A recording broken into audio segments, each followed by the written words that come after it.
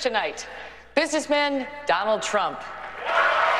Right from the jump tonight, Donald Trump made waves.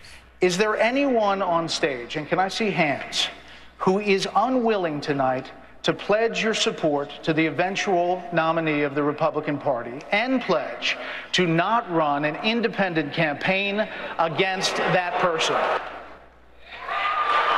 Mr. Trump. I cannot say I can totally make that pledge. If I'm the nominee, I will pledge I will not run as an independent. So tonight you can't say if another one of these... This is what's wrong. I mean, This is what's wrong. He buys and sells politicians of all stripes. He's used to buying politicians. Well, I've given him plenty of money. You're not going to make the pledge tonight? I will not make the pledge at this time. Okay. A few other candidates said a few other things, and then 21 minutes in, it was back to Trump for another doozy. You've called women you don't like fat pigs, dogs, slobs, and disgusting animals.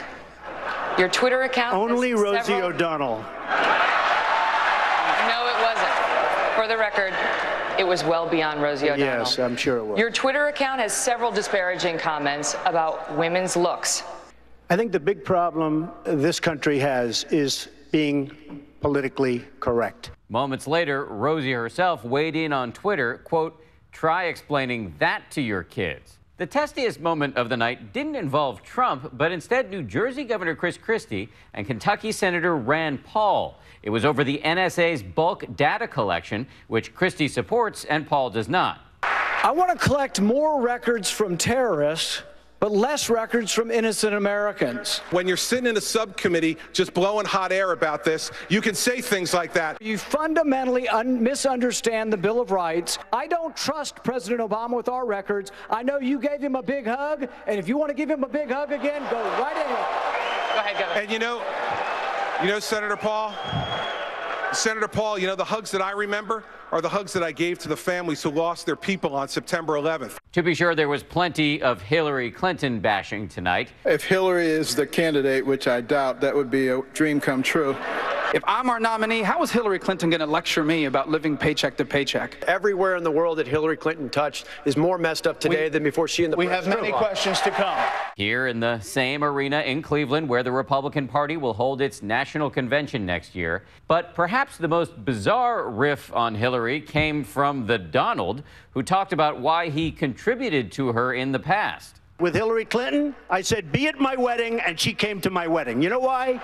She had no choice. It was a bit of a tough night at times for Jeb Bush. The former governor of Florida seemed to struggle on issues such as immigration, education, and once again, the Iraq War. But he did stay above the fray when offered a chance to attack Trump. You called Mr. Trump a clown, a buffoon, something else that cannot be repeated on television. None of which is true. Is it true? No, it's not true. But I have said that Mr. Trump's language is divisive. I want to win. I want one of these people here, or the ones at 5 o'clock, to be the next president of the United States. Well, first of all, Jeb, I am very happy that you denied that, and I appreciate that very much. So how did the debate go over with Republican voters? We got some rapid response tonight. If you won't say it, I will. From Tomi Lahren, a young political commentator who's become a viral sensation on YouTube in recent weeks. Tonight she weighed in on all things Trump. We know Donald Trump tells it like it is. He's not afraid of it. What I saw, though, is Donald Trump be fearless. I didn't see him back himself into a corner. I saw him challenge Megyn Kelly. I saw him challenge other Republicans on the stage, and then I saw Megyn Kelly challenge him right back. I like the conversation there. And ABC's Tom Yamas was right there in Cleveland tonight for all the drama. Tom, what are you seeing there? Dan, good evening from the post-debate spin room where candidates are answering even more questions. The big buzz, obviously, that Donald Trump is not afraid to run without the Republican Party, refusing to take a pledge that he will not run as an independent. The other big buzz, some candidates actually breaking through. Besides Donald Trump, Dr. Ben Carson, the second most talked about candidate on social media. And speaking of social media, Hillary Clinton had something to say. Jon Stewart, missing you already. Hashtag GOP debate. Dan, back to you. Tom Yamas on the ground in Cleveland tonight. Thank you. We want to turn now to our colleague Matt Dowd, ABC News political analyst, and also BuzzFeed's Washington, D.C. bureau chief John Stanton. Gentlemen, thanks for being here. Let me start with you. Did Donald Trump help or hurt himself tonight? I think Donald Trump had momentum coming into tonight, but I think over the course of the 2 hours, I think it's worth sort of thin over this, and I think any momentum, in my view, that he had coming in is stopped by tonight. I think he made a few errors in the course of tonight, some of the engagement that he had with some of the moderators, but I think what he did, he'll still be ahead coming out, but I think any momentum is now stalled because of his shtick. Kind of got a little old over 2 hours. So, John, you work at BuzzFeed. I've got to ask you, do you have a sense of what is popping tonight, what's going viral, if anything? I think there are a couple things. I think one, the eye roll from Rand Paul was kind of amazing in his fight with Governor Christie. I think the Donald Trump sort of the shruggy emoticon moment there was pretty good because they both sort of sum up, I think, their debate performances, frankly. But I think coming out of today, Carly Fiorina, who did very, very well in the afternoon debate, and the Ohio Governor Kasich, he did very, very well tonight. And I think they're going to have momentum, and that could change that dynamic a little bit for Trump. Why are people so excited about Carly? Carly Fiorina will be in the next debate. I think she has enough momentum from her earlier debate. By all accounts, she won it overwhelmingly. And I think there was enough people at this debate that sort of faded from it that she's going to jump into that next debate in September. So get ready for Carly Fiorina. And I agree. I think if there was a winner tonight, it was John Kasich, the governor of Ohio. I think he came across as the adult in the room. His answers, they flowed well. There was a seam to him. And I actually think he had the line of the night tonight, which is, God loves me unconditionally, therefore, in the answer to the question about gay marriage and his daughters, therefore, I'm going to love my friends and my family unconditionally. Okay, before we go, got to ask you about Jeb Bush. I think he didn't do a lot to ultimately distinguish himself, which is kind of, I think, what he needed to do to get some kind of momentum. I'll take it a step further. I think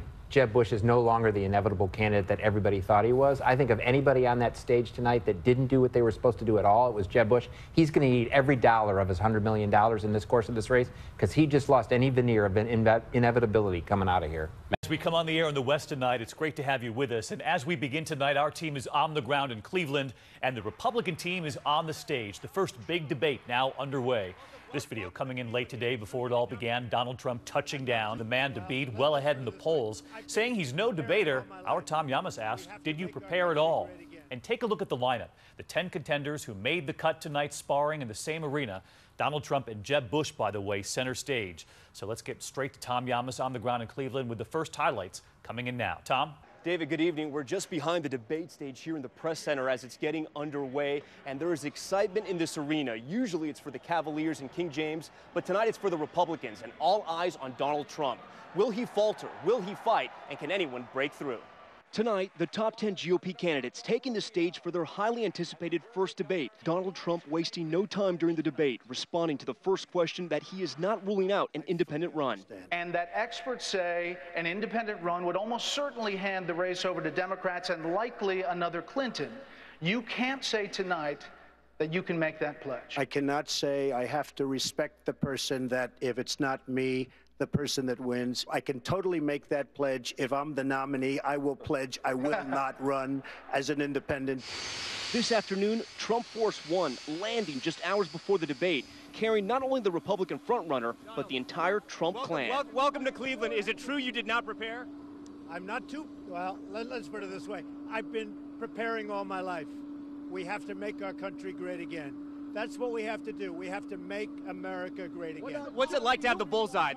His closest competition, Governor Jeb Bush, earlier reaching out to a higher power. This is the main way I plan is pray to my creator. Yeah, and so are you excited? Are you nervous? It's been a while since you've been on the debate stage. No, none of that stuff matters. I'm going to speak from my heart, talk about my record. It'll be fun. I'm looking forward to it. ABC News tracking all the candidates, some spending time with family, taking time out for supporters, and like Governor Chris Christie, who barely cracked the top 10, on the move today. How are you? You got to be ready. David, this is the largest live audience for a Republican presidential debate. 5,000 people are inside this arena. It's going to get loud. At one point, Fox News considered using the NBA buzzer to cut off candidates when they went over time. Thankfully, they're not going to do that.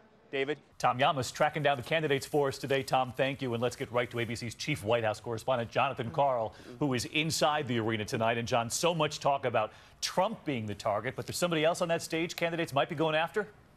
Well, David, for all the talk about the bullseye being on Donald Trump, talking to the campaigns, I see no candidate coming into this debate trying to pick a fight with Donald Trump. He may be the obvious frontrunner right now, but they don't see him as ultimately having a chance to win the nomination. They will be going after Jeb Bush. If it's 9-1 in this debate, the one under attack is much more likely to be Jeb Bush, still seen as the man to beat. All right, watching out for Jeb Bush tonight. John Carl, thanks for that. Let's get right to one other question tonight with ABC's political analyst Matthew Dow. Donald Trump said just in the last week, Matthew, this about debating. I want to remind everyone at home. I've never debated before. I'm not a debater. I'm not a debater, he says. I've never been in a debate before. What do you make of this? I think that's probably an accurate statement because he's much more used to giving orders in his previous life. Just delivering it out there. Just telling people what it is. When he says no debate prep, because you've prepped candidates for years before you became our analyst here, do you believe that there's been no prep here? He's been prepped. What this is really about is lowering expectation. What every candidate wants to do, including Donald Trump, is lower expectations far enough so that then when the night comes like tonight, you can exceed them. And so the story is in the aftermath that you exceeded the lower expectations. That's exactly what Donald Trump's doing. All right, Matt Dowder. And then I watch this idiot Lindsey Graham on television. He's a jackass. And he calls me a jackass. He's a jackass. Stay in the race. Just stop being a jackass. The problem with Mr. Trump's language is it's divisive, it's ugly, it's mean-spirited. I'm not a fan of Jeb Bush. It's Jeb Bush. He's stumbling. I don't know. I don't understand this man. He's stumbling like he's not even a smart person. On simple questions. What's going to happen when it's complicated? I call him the reluctant warrior. And perhaps warrior is not a good word because I'm not sure he's a warrior. Rick Perry should have to have an IQ test before getting on the debate stage. He offers a barking carnival act that can best be described as Trumpism. He put glasses on so people will think he's smart. Donald Trump's candidacy is a cancer on conservatism. What about Marco Rubio? I think he's highly overrated. I don't think that the way he's behaved over the last few weeks is either dignified or worthy of the office that he seeks. We already have a president now that has no class. And by the way, I have much better hair than he does, okay? You have better and hair you than know Marco it's my Rubio. hair.